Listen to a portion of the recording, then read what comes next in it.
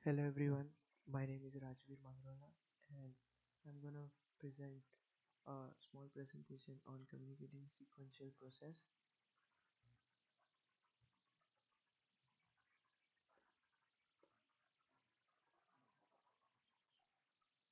Communicating sequential process is a simple programming language designed for multiprocessor machines. In our computer field, CSP is a formal language that is used for describing the patterns of interaction in a concurrent system. The key feature in CSP is that it uses non-buffered message passing system with the explicit naming of the source and the destination processes. That is, the name of the source and destination are explicitly named so that it reaches the desired source and destination. Other CSP uses guarded commands to let processes wait for messages coming from different sources. Uh, as its name suggests, CSP allows the description of systems in terms of component process that operate independently and interact with each other solely through message passing communication. The model for CSP is that each process runs on its own processor. All communication between the concurrent processes are made through message passing. As described in the previous slide, that CSP uses non-buffered send and receive and explicitly naming of the source and destination. Next is what are the processes. To describe the behavior of a machine, we need to decide what kind of event or action will occur for the process to happen. For example, we take the example of a vending machine. The set of names of an event which are considered relevant for that particular description of an object is what we called as an alphabet. Alphabet is permanently predefined property of an object. Example of this would be a machine designed to sell chocolates, which will eventually give chocolates only and not any other product. For the vending machine, there can be two alphabets: a coin, that is the insertion of a coin in the slot of a vending machine, or the chalk, that is the extraction of chocolate from the dispenser of the machine. The processes are used for a behavioral pattern of an object. Some of the rules for writing the alphabets are: words in the lowercase denote distinct events.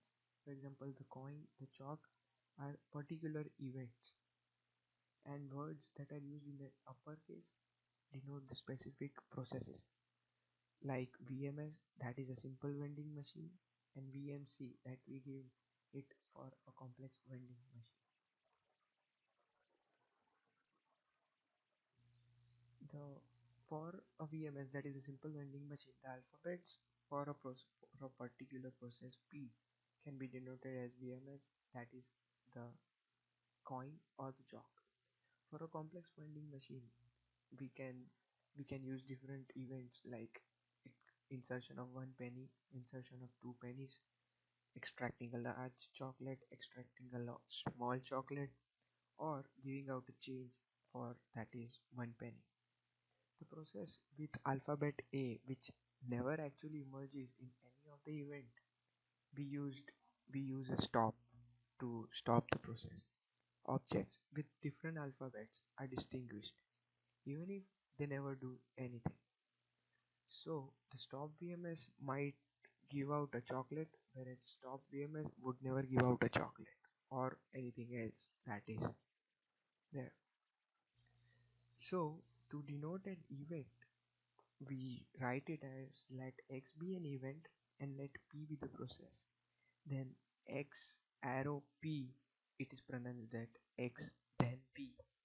It is a format to describe an object which first engages in the event X and then behaves exactly as described by the process P. The process X then P is defined to have the same alphabet as P.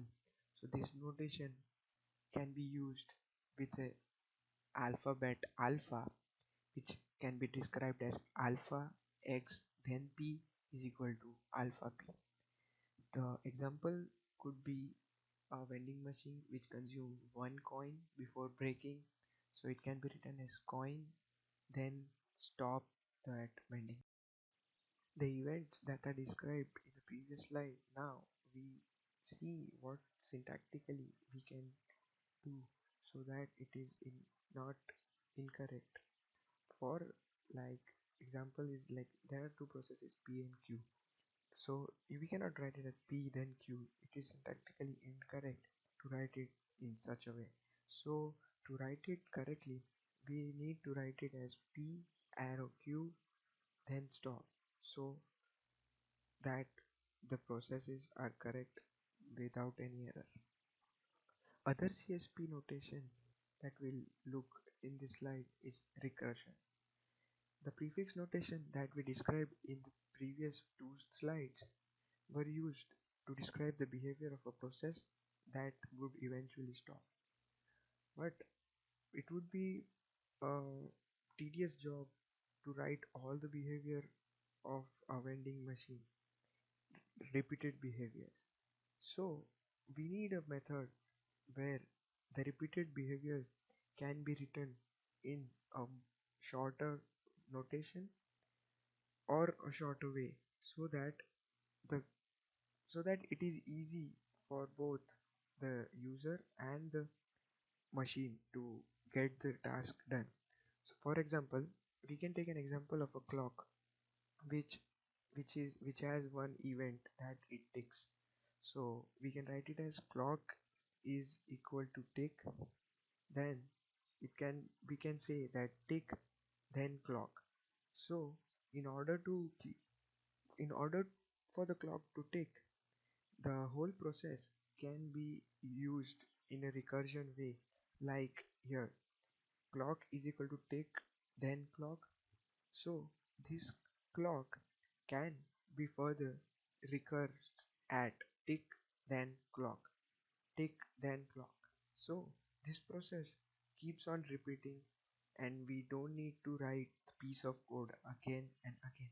It just references to the same code through recursion, which makes it easy for the processes to use the recursion. If next property for the CSP is a choice. We have described prefix notation and the recursion for a CSP. Now there are many objects for which the their behaviors and interaction the behaviors are influenced by the interaction with the environment where they are placed. So for that, they this property is used, that is the choice. The example given here is that a machine that serves either chocolate or coffee on each transaction, that depends on the machine. Like if when a coin is inserted, if no input is given whether the user wants a chocolate or a coffee, the choice depends on the vending machine that which whichever product, that is the chocolate or the toffee, can be extracted through the vending machine randomly. Another example that we look at for the choice is the box game. For here, for the box given here, we can do is like there are two operations described. That is, if it goes up, the process stops, or the the circle has to go right and then up and then it eventually stops to make it to the middle of the box. So this choice is on the process that is using the resources, so that it makes the use of the environment, that is it the choice is influenced by the environment that is used. So there are two choices here where the user has to deal with. Another notation that can be we used are called as pictures. A pictorial representation of a process as a tree structure where it consists of circles and arrows. It is same as we make a tree where it has a root node and it has different child nodes making the flow of the process. The circles represent the state of the process and the arrows represent the transition through the state. A single circle at the root is the starting and the process moves downwards along the path of the arrow.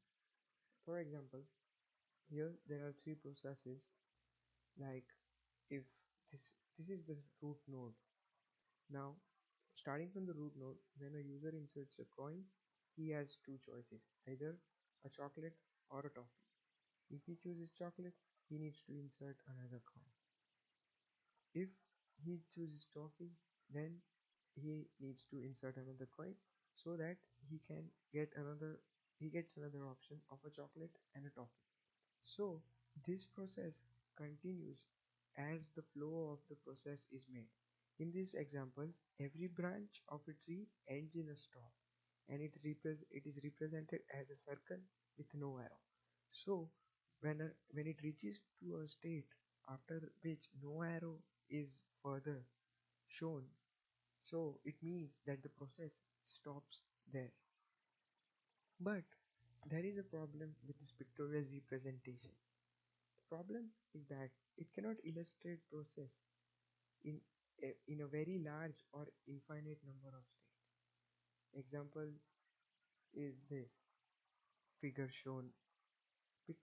If the number of states increases, it is practically impossible to make a pictorial representation of it as the process keeps on increasing and it would be a never ending tree. So this is a uh, disadvantage of the pictorial representation that is used to do so. Now the next thing we are going to look is the implementation of processes. Every process is expressible in the notation introduced so far as of the form x, that is b o then f of x, where f is a function from symbols to processes and b may be empty or may have one member. The implementation of processes is done in a similar way. Next is traces. A trace of a behavior of a process.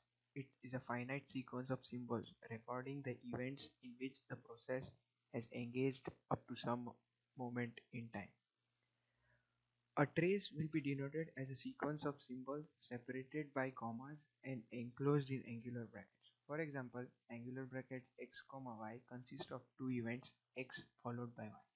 Similarly, for a sequence with no events is an empty angular bracket.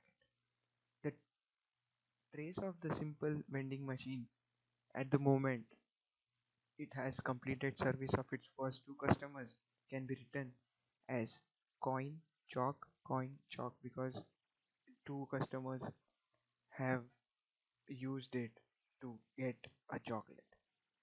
The operations on traces are first catenation. It is the most important operation which constructs a trace from a pair of operands by simply putting them together in order, and the result will be denoted as ST. For example, if two different operands are there, coin chalk is a one operand and another operand is coin toffee. So after we catenate them, it will be a single operand with all the four combined together, that is coin, chalk, coin and toffee.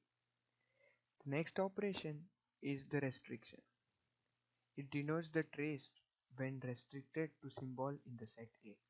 It is formed from T simple by omitting all the symbols that is outside the process A. For example, around, up, down, around, restriction, up, down. So only up and down, that is up and down, are restricted from the whole operand that was described before. Another operations on traces is the head and tail. If S is a non-empty sequence, its first sequence is denoted by S0 and the result of removing the first symbol is S dash. For example, X, Y, X, the head is X and the remaining portion is the tail, which is described in the example shown. The next operation is the length of the trace, that is denoted by a pound symbol. For example, it tells you the number of processes there in the operand or the number of symbols there in the operand. For example, pound x y x will give you 3 as it has 3 events under it. So these are the operations that are done on the traces. So that's it for the CSP. For it is for the brief introduction to CSP, and thank you for listening to my video. Thank you so much.